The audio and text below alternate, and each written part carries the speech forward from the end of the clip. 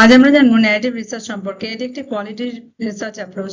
আর এক্ষেত্রে রিসার্চার চেষ্টা করে এক্সপ্লোর করার হিউম্যান এক্সপিরিয়েন্স গুলোকে থ্রু স্টোরিজ, মানে স্টোরি শোনার মাধ্যমে সে হিউম্যানদের যে এক্সপিরিয়েন্স গুলো সেগুলোকে বোঝার চেষ্টা করে। আর এক্ষেত্রে রিসার্চার পুরোপুরি ফোকাস করে একজন ইন্ডিভিজুয়ালের লাইফের উপর।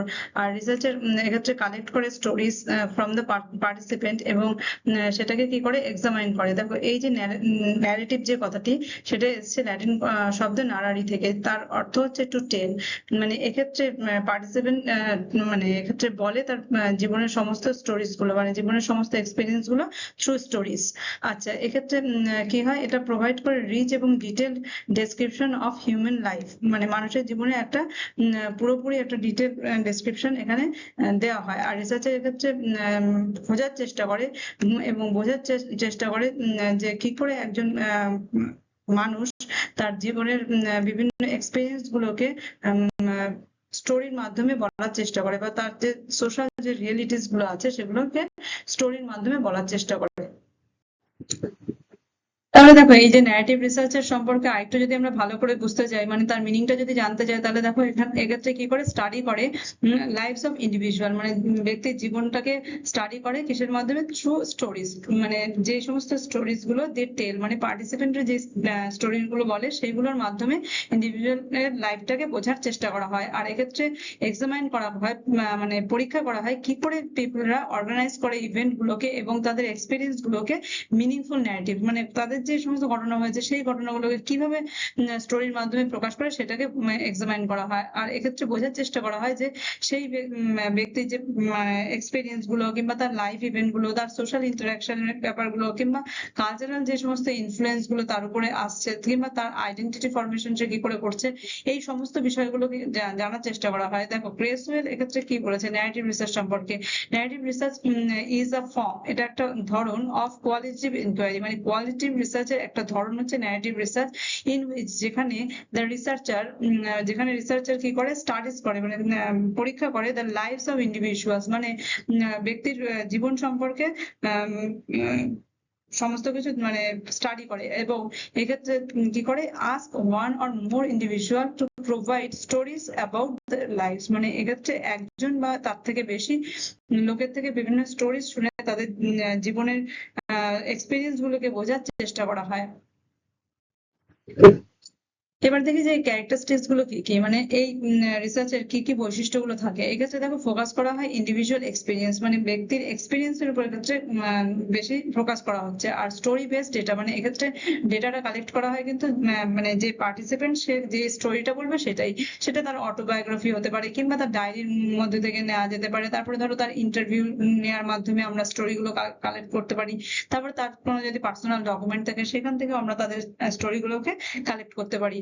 আর এক্ষেত্রে কিন্তু দেখো ক্রোনোলজিক্যাল অর্ডার অনুযায়ী কিন্তু রিসার্চটা করা হয়, মানে ধরো যে স্টোরি গুলো শোনা হচ্ছে সেগুলো কিন্তু মানে হচপচ করে করা হয় না, পরপর পরপর তার সময় অনুযায়ী সেগুলোকে অর্ডার অনুযায়ী সাজানো হয়। তারপরে কি কন্টেক্সচুয়াল আন্ডারস্ট্যান্ডিং, মানে কনটেক্সট বলতে যেই স্থানকাল পরিপ্রেক্ষিতে রেসপন্ডেন্টের থেকে ডেটাটা কালেক্ট করা হয় সে তার উপর বেস করেই কিন্তু তার এক্সপিরিয়েন্স গুলোকে বোঝার চেষ্টা করা হয় বা অ্যানালাইজ করার চেষ্টা করা হয়। তারপরে দেখো ইন্টারপ্রিটেশন অফ মিনিং, মানে যে স্টোরি গুলো বলেছে তার একটা ইন্টারপ্রিটেশন করা হয়, মানে তার একটা বর্ণনা করা হয় যে কেন এই স্টোরিটা হয়েছে, কেন তার লাইফ এক্সপিরিয়েন্স গুলো কি কি এবং কি বেসিসে এগুলো হলো, এর মাধ্যমে কিন্তু ইন্টারপ্রিটেশনটা করা হয়। তারপরে কি কোলাবোরেটিভ প্রসেস, এক্ষেত্রে কিন্তু শুধুমাত্র রিসার্চার নিজের মন গড়া কিছু জিনিস এখানে লিখে দেবে যে পার্টিসিপেন্টদের থেকে এরকম একটা গল্প শুনেছি তাহলে এইভাবে করে আমার নিজের মতন করে আমি সেগুলোকে বর্ণনা করে দিই, এরকম কিন্তু নয়।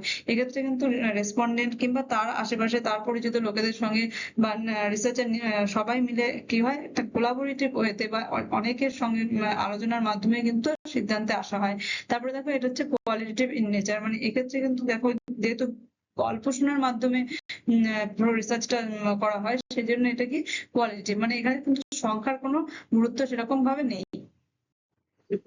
এবার দেখি যে এই রিসার্চের অবজেক্টিভস গুলো কি, মানে কোন উদ্দেশ্যে এই রিসার্চটা করা হয়। দেখো প্রথমে হচ্ছে আন্ডারস্ট্যান্ড করা হয়, মানে বোঝার চেষ্টা করা হয় কি পার্সোনাল এক্সপিরিয়েন্স গুলো, মানে ব্যক্তির বা রেসপন্ডেন্টের পার্সোনাল এক্সপিরিয়েন্স গুলো কে বোঝার জন্য কিন্তু এই রিসার্চটা করা হয়। আর এটা কি এক্সপ্লোর করার জন্য, আবিষ্কার করার জন্য যে হিউম্যান বিহেভিয়ারটা থ্রু স্টোরিজ, মানে স্টোরির মাধ্যমে হিউম্যানের বিহেভিয়ার কিরকম ভাবে প্রকাশ পাচ্ছে সেটা দেখা হয়। তারপরে কি এটা ইনভেস্টিগেট করা হয় যে কিভাবে পিপলরা ইন্টারপ্রেট করে তাদের লাইফ ইভেন্টস গুলো। আর এক্ষেত্রে আরেকটা জিনিস করা হয় সেটা হচ্ছে প্রিজার্ভ করার জন্য লাইফ হিস্ট্রি গুলো, মানে বিভিন্ন রেসপন্ডেন্টদের লাইফ হিস্ট্রি গুলোকে প্রিজার্ভ করার জন্য বা তাদের এক্সপিরিয়েন্স গুলোকে, যেমন ধরো যদি কোনো শিক্ষাক্ষেত্রে কোনো মনীষীদের কি লাইফ হিস্ট্রিজ বা এক্সপিরিয়েন্স গুলোকে আমরা যদি রিসার্চের মাধ্যমে আনি তাহলে কিন্তু সেগুলোকে প্রিজার্ভ করা যাবে। তারপরে দেখো টু জেনারেট ইনসাইট, ইনসাইট তৈরি করার জন্য ইন্টু সোশ্যাল এবং এডুকেশনাল ফেনোমেনার ক্ষেত্রে, মানে বিভিন্ন ধরো কোনো শিক্ষাবিদদের বিভিন্ন তাদের যে সমস্ত জিনিসগুলো তারা আবিষ্কার করেছে সেই জিনিসগুলো যদি আমরা বেশি করে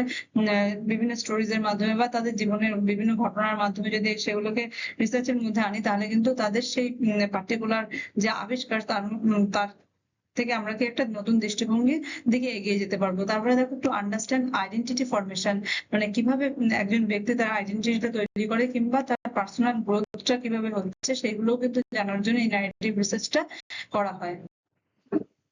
এবার দেখে যে এই যে রিসার্চ কত ধরনের হয়, এটা টাইপস গুলো এবার দেখবো। দেখো প্রথমে হচ্ছে বায়োগ্রাফিক্যাল স্টাডি। বায়োগ্রাফিক্যাল স্টাডি মানে এক্ষেত্রে জীবনী দেখা হয়, মানে কার জীবনী দেখা হচ্ছে। দেখো যদি আমরা এরকম করি যে study of a famous teacher, মানে কোনো একজন টিচারের ফেমাস টিচারের যদি জীবন বৃত্তান্ত আমরা তুলে ধরি তাহলে সেই যে ব্যাপারটা হবে সেটাকে বলা হচ্ছে বায়োগ্রাফিক্যাল ন্যারেটিভ স্টাডি। আর অটোবায়োগ্রাফিক্যাল ন্যারেটিভ স্টাডি আরেক ধরনের হয় যেখানে ব্যক্তি নিজেই নিজের জীবনের স্টোরিটাকে তুলে ধরে। যেমন ধরো experience of teachers online teaching, কোনো একজন টিচার করলো যে তার যে অনলাইন টিচিংটা কিরকম হচ্ছে, তার যে এক্সপেরিয়েন্সটা অন্যের সঙ্গে শেয়ার করবে, সেক্ষেত্রে যে রিসার্চটা হচ্ছে সেটা হচ্ছে অটোবায়োগ্রাফিক্যাল ন্যারেটিভ স্টাডি।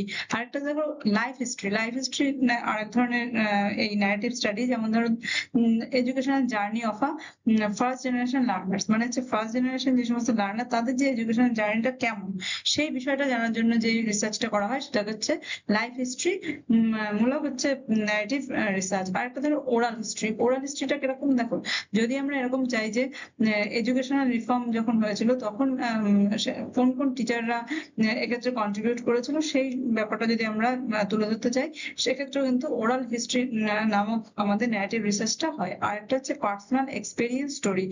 দেখো এক্ষেত্রে কি করে, যেমন দেখো একটা উদাহরণ বলি, যেমন স্টুডেন্টের experience of overcoming learning difficulties, মানে স্টুডেন্টরা কিভাবে তাদের লার্নিং ডিফিকাল্টিস গুলোকে ওভারকাম করেছে সেই বৃত্তান্ত নিয়ে যদি আমরা কোনো রিসার্চ করি সেটাকেও বলা হচ্ছে পার্সোনাল এক্সপিরিয়েন্স স্টোরি মূলক ন্যারেটিভ রিসার্চ।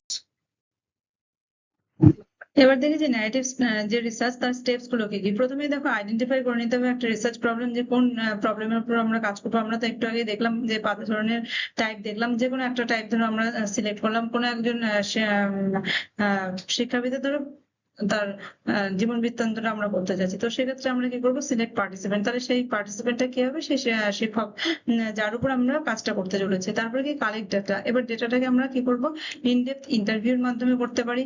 যদি কোনো জীবন্ত কোনো শিক্ষক থাকেন তাহলে তাদের ইন্টারভিউ নিতে পারি, কিংবা তার লেখা কোনো ডায়েরি নিতে পারি, কিংবা জার্নালের মাধ্যমে করতে পারি, কিংবা তার লেখা কোনো লেটার কিংবা মেমোরিজ, কিংবা তার পার্সোনাল কোনো ডকুমেন্ট, কিংবা তার কোনো কোনো জায়গায় সে পড়াচ্ছে সেই ব্যাপারটা আমরা অবজারভেশনের মাধ্যমেও কিন্তু ডেটাটা কালেক্ট করতে পারি। তারপরে দেখো যে ডেটাটা আমরা কালেক্ট করলাম সেটাকে তারপরে কি করবো, অর্গানাইজ করবো, মানে পরপর সাজাবো। এরকম হচপচ করে করবো না যে যা যা দেখেছি সবগুলো যেমন তেমন করে কিন্তু নোট ডাউন করে দিলে হবে না। আমাদের কি করতে হবে, সেগুলোকে অর্গানাইজ করতে হবে অ্যাকর্ডিং টু অবজেক্টিভস। তারপরে কি অ্যানালাইজ করতে হবে স্টোরিজ গুলো। এবার স্টোরিজ গুলোকে কি করতে হবে, অ্যানালাইজ করতে হবে যে আমরা যেহেতু নিতে গেছিলাম কি একজন টিচারের তার জীবন বৃত্তান্তটা আমরা দেখতে যাচ্ছি, তাহলে সেক্ষেত্রে কি করতে হবে, সেই যে স্টোরি গুলোকে অ্যানালাইজ করতে হবে যে ঠিকঠাক স্টোরি গুলো আমরা নিয়েছি কিনা, নাকি স্টোরি গুলোর মধ্যে কোনো সমস্যা আছে কিনা। তারপরে কি করতে হবে, রিস্টোরিং, মানে যে স্টোরি গুলো আছে সেগুলোকে আবার কি হচ্ছে উল্টো দিক থেকেও যদি আমরা চেষ্টা করি যে হ্যাঁ পরপর পরপর সব জিনিসগুলোকে ঠিক আছে কিনা, সেই জন্য পুনরায় যে দেখা সেটাকে বলা হচ্ছে রিস্টোরিং। তারপরে কি করতে হবে, ইন্টারপ্রেট করতে হবে, যে ওই স্টোরির অ্যাকর্ডিং ইন্টারপ্রেট করতে করতে হবে ন্যারেটিভটাকে, তারপরে যখন ইন্টারপ্রেট করা হয়ে গেল তারপরে সেটাকে প্রেজেন্ট করে দিতে হবে ফাইন্ডিংসটা, মানে ফাইন্ডিংস যেটা আসবে সেটাকে এবার কি করতে হবে রাইটিং আকারে মানে লিখে ফেলতে হবে। এই হলো আমাদের স্টেপ অফ ন্যারেটিভ রিসার্চ। এই ধরনের রিসার্চের যে ডেটা কালেকশনের মেথডটা হচ্ছে, দেখো ইন্টারভিউর মাধ্যমে ডেটা কালেক্ট করা যেতে পারে, অবজারভেশনের মাধ্যমে, কিংবা ডায়েরিজ কিংবা জার্নালের মাধ্যমে, কোনো ব্যক্তি যে লেটার লিখে গেছে কিংবা তার করেসপন্ডেন্স এর কোনো লোকের থেকে করা যেতে পারে। তারপরে দেখো ফটোগ্রাফস এর মাধ্যমে, আর্টিফ্যাক্টস এর মাধ্যমে, ডকুমেন্ট কিংবা রেকর্ডের মাধ্যমে কি ডেটাগুলো কালেক্ট করা হয়। এবার দেখো ডেটা যে অ্যানালিসিস, এই অ্যানালিসিসটা কিন্তু অনেক ধরনের হয়। যেমন প্রথমে দেখো থিমেটিক অ্যানালিসিস, এক্ষেত্রে কি করা হয় আইডেন্টিফাই করা হয় কমন থিমস, মানে অনেক তো স্টোরি কালেক্ট করা হলো, তার মধ্যে কমন থিম কোনগুলো সেগুলোকে কালেক্ট করা হচ্ছে। তারপরে কি হচ্ছে আইডেন্টিফাই করা হচ্ছে। তারপরে হচ্ছে স্ট্রাকচারাল অ্যানালিসিস, এক্ষেত্রে এক্সামাইন করা হয় কিভাবে স্টোরিগুলো অর্গানাইজড হয়েছে, মানে তার স্ট্রাকচারটা কিরকম আছে, মানে পরপর কিভাবে স্টোরিগুলো এসেছে সেগুলোকে অ্যানালিসিস করা হয়।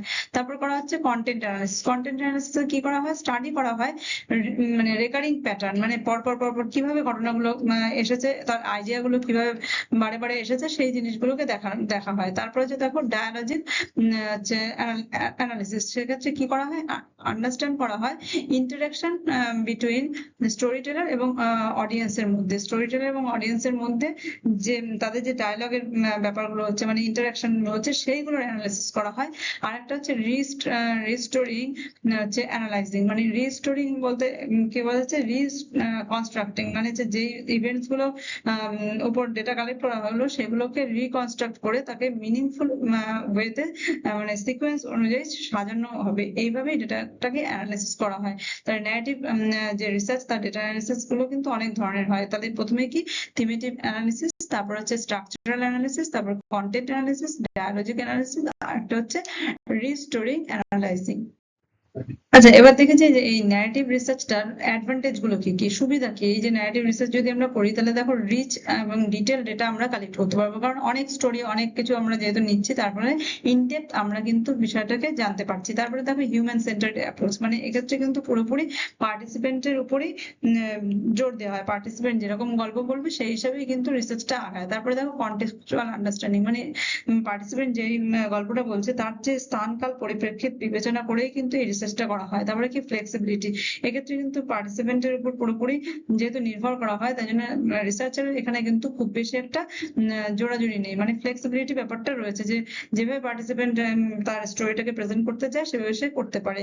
তারপরে দেখো এটা ইউজফুল কি এডুকেশনাল রিসার্চের ক্ষেত্রে, এডুকেশনাল রিসার্চের ক্ষেত্রে এটা অনেক কিছুই প্রদান করে। তারপরে কি প্রিজার্ভ ইন্ডিভিজুয়াল স্টোরিজ, মানে আমরা একটু আগে দেখেছিলাম যে যদি গ্রেট টিচারদের সম্পর্কে আমরা কোনো রিসার্চ করি, তাদের আত্মজীবনী তাদের যদি জীবনীমূলক কোনো রিসার্চ করি, তাহলে সেক্ষেত্রে কি হবে তাদের যে স্টোরি গুলোকে আমরা কি করতে পারবো প্রিজার্ভ করতে পারবো, কিংবা কোনো কনটেক্সট মানে স্পেসিফিক কোনো ব্যক্তিরও কিন্তু আমরা তাদের স্টোরিজ গুলোকে এক্ষেত্রে প্রিজার্ভ করার একটা সুবিধা থাকছে।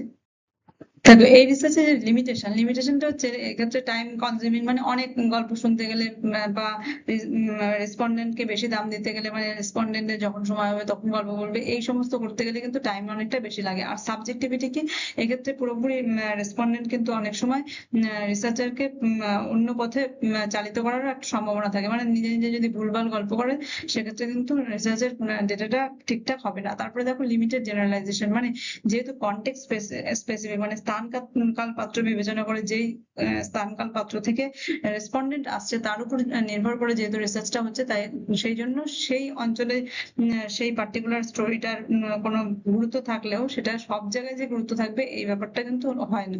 তারপর কি মেমোরি বায়াস, মানে অনেক স্টোরি ধরো রিসার্চার শুনেছে সেগুলো যে মনে রাখা বা পরপর মনে রাখার ব্যাপারটাও কিন্তু অনেক সময় অসুবিধা হয়ে পড়ে। তারপরে দেখো রিসার্চারের ইনফ্লুয়েন্স, রিসার্চার যদি বিভিন্ন ধরনের ইনফ্লুয়েন্স হতে পারে রিসার্চারের, যেমন রিসার্চার যদি রেসপন্ডেন্টের সঙ্গে ভালো বিহেভিয়ার করে তো সেক্ষেত্রে রেসপন্ডেন্ট দেখা যাচ্ছে বেশি ডেটা দিতে পারে, বা অনেক সময় রিসার্চারকে সামনে নিজেকে ভালো প্রমাণ করার জন্য ভালো ভালো ডেটাগুলো দেওয়ার চেষ্টা করে। আবার অনেক সময় এরকমও হতে পারে যে রিসার্চার রেসপন্ডেন্টের সঙ্গে অতটা সম্পর্ক ভালো নেই, সেক্ষেত্রে কিন্তু রেসপন্ডেন্ট তার যে ডেটাগুলো দেওয়া উচিত ছিল সেগুলো কিন্তু দেয় না। তার ফলে কি রিসার্চের একটা ইনফ্লুয়েন্স কিন্তু এখানে থাকে। আর একটা ইনফ্লুয়েন্স থাকে যেটা হচ্ছে রিসার্চার আগে থেকেই ভেবে নেয় যে প্রি কনসেপ্ট যে তার নোশন গুলো থাকে সেগুলো কিন্তু তার রিসার্চের ডেসক্রিপশনের ক্ষেত্রে বেশি প্রভাব বিস্তার করে। তারপরে দেখো স্মল স্যাম্পল সাইজ, এক্ষেত্রে কিন্তু অনেকের স্টোরি একবারে কালেক্ট করা সম্ভব হয় না, মানে যতটা দেখা গেল চারজন বা পাঁচজন এরকম যদি আমরা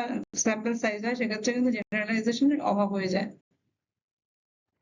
দেখো এই যে রিসার্চটা কন্ডাক্ট করার জন্য কিছু কিছু এথিক্যাল কনসিডারেশন আমাদের মাথায় রাখতে হবে, যেটা হচ্ছে দেখো অপটেক ইনফর্ম কনসেন্ট, মানে রিসার্চার কিন্তু রেসপন্ডেন্টের থেকে বলে নেবে যে কেন রিসার্চটা করা হচ্ছে, কিভাবে কি হবে এই রিসার্চটা করার পরে, তার ডেটাগুলো কিভাবে ব্যবহার হতে চলেছে, এই ব্যাপারগুলো কিন্তু রেসপন্ডেন্টকে বলতে হবে। আর রেসপন্ডেন্ট যদি রাজি হয় তবেই কিন্তু আমরা ডেটাটা কালেক্ট করব। তারপরে দেখো এনশিওর কনফিডেন্সিয়ালিটি এন্ড অ্যানোনিমিটি, মানে হচ্ছে